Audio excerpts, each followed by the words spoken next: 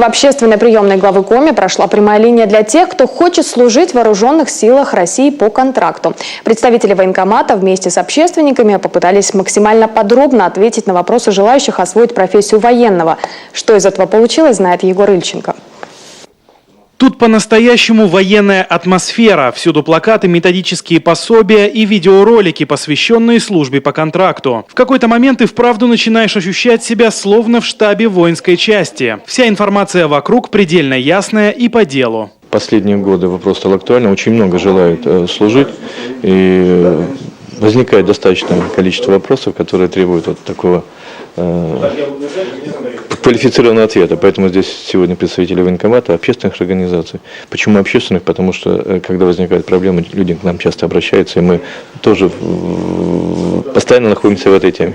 Военные признаются, с каждым годом желающих служить по контракту все больше. Если в прошлом году по республике их было 156, на данный момент уже 287. В первую очередь привлекают кандидатов зарплаты и, конечно, льготы.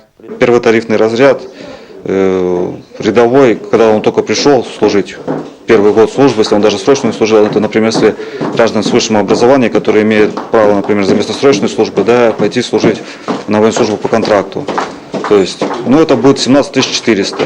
Но опять же, он может сдать на ФИЗО на первый разряд и получать в зарплате еще 70%. То есть, есть свои бонусы. Через 3 месяца может сдать на 3-ю классность, получать еще 5% в заработной плате. И, в принципе, таких бонусов достаточно много. И вот первый претендент. Виталий проходил срочную службу и вот теперь, по его словам, решил вернуться к военной жизни. В первую очередь из-за семьи. Жить в съемной квартире с женой и 2 детьми затратно, а военная ипотека была бы как нельзя кстати. Да и среди служивших друзей немало тех, кто решает вновь надеть форму. У меня многие знакомые после армии остаются по контракту или потом придут, немножко в Троицкий побудут там, и уезжают опять назад на контрактную службу.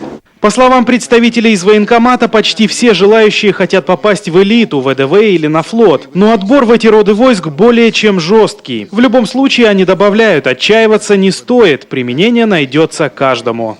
Егор Ильченко, Константин Стратиенко, телеканал Юрган, Сыктывкар.